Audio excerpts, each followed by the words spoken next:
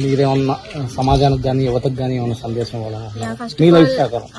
అమ్మాయిలకైతే చెప్తాను, ఖచ్చితంగా ఎవరిని నమ్మకండి, దొంగ బాబాలను అసలే నమ్మకండి. చక్కగా మీకు వెళ్ళాలి అంత దైవభక్తి ఉంది అంటే ఏదైనా టెంపుల్ దగ్గరికి వెళ్ళండి, మంచిగా పూజ చేసుకోండి, కొబ్బరికాయలు కొట్టాలంటే కొట్టండి, పూలమాలలు వేయాలంటే వెయ్యండి. అంతేగాని ఎవరో దగ్గరికి వెళ్ళి ఇది చేస్తారు అది చేస్తారంట అని చెప్పని మాత్రం మోక్షాలు ఇస్తున్నాడు అది అవన్నీ ఫేక్ అండి.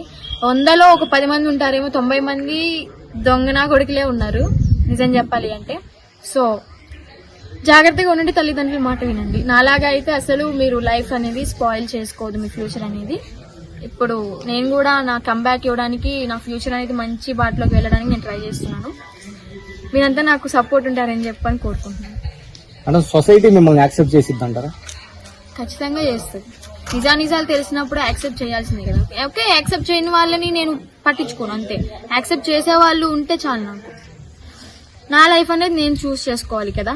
ఇప్పుడు వాళ్ళు అన్నం పెడతారని చెప్పి 24 గంటలు వాళ్ళ గుమ్మం దగ్గర అయితే నుంచుని ఉండలేము కదా. ఎప్పటికైనా సరే మన కాళ్ళ మీద మనం నిలబడాలి, అదే మనకి తిండి పెడుతుంది. లాస్ట్ అండ్ ఫైనల్ అండి, ఇప్పుడు మీ తల్లిదండ్రులు మిమ్మల్ని ఏ విధంగా యాక్సెప్ట్ చేసి మీరు వాళ్ళకి ఏమన్నా చెప్పదలుచుకున్నారా మా ఛానల్? తల్లిదండ్రుల గురించి అంటే పేరెంట్స్ అనగానే నాకు ఎమోషనల్ తప్ప ఇంకేం రావట్లేదు. ఎందుకంటే నా కోసం చాలా కష్టపడ్డారు, నిద్రలేని రాత్రులు ఉన్నాయి. మా నాన్న నా వల్ల చాలా సఫర్ అయ్యారు, ఆయన ఆరోగ్యమే పాడు చేసుకున్నారు. పేరెంట్స్కి అయితే ఒకటే చెప్తానమ్మా, మీకైతే నన్ను క్షమించండి, నేను తప్పు చేశాను, కానీ ఇక నుంచి అలాంటి తప్పు చెయ్యను. మీరు చెప్పిన మాట నేను వింటాను. నన్ను మళ్ళీ యాక్సెప్ట్ చేసి యాస్టీజ్ అంటే సారీ అందుకు మీకు చాలా థ్యాంక్స్ మమ్మీ, డాడీ, అలాగే అన్నయ్య అండ్ నన్ను పెంచిన అన్న విష్ణు అన్న, అందరికీ కృతజ్ఞతలు, రుణపడి ఉంటానంతే. మీ విష్ణు అన్న కూడా బాగా కష్టపడ్డాడు మిమ్మల్ని తీసుకురావడం. చాలా అంటే చాలా అండి. ఒక రకంగా నా ఫ్యామిలీని చూపిస్తున్నారు కానీ కష్టపడ్డారు అది ఇది అని చెప్పని వాళ్ళని ముందుకు నెట్టింది అయితే వెనుకుండి కష్టపడిందంతా విష్ణు అన్నే. సో విష్ణు అన్నకు కూడా రుణపడే ఉంటాను నేను. ఎన్ని జన్మలు ఎత్తినా కానీ అన్నకైతే రుణపడే ఉంటాను. అతనేమో మీరు తెలియదు అంటున్నాడు, నాకు పరిచయం లేదు అంటే ఈ మీడియాలో వీడియోస్ అవి చూసిన వాళ్ళందరూ జనాలంతా పిచ్చోళ్ళేం కాదు కదా. తెలీదు అనగానే తెలియకుండా అయితే పోను కదా.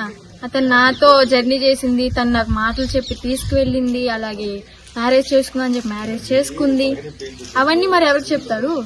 ఇప్పుడు మాట్లాడే హక్కు తనకి లేదు కాబట్టి నేను తెలీదు అని చెప్తున్నాను డైరెక్ట్ గా.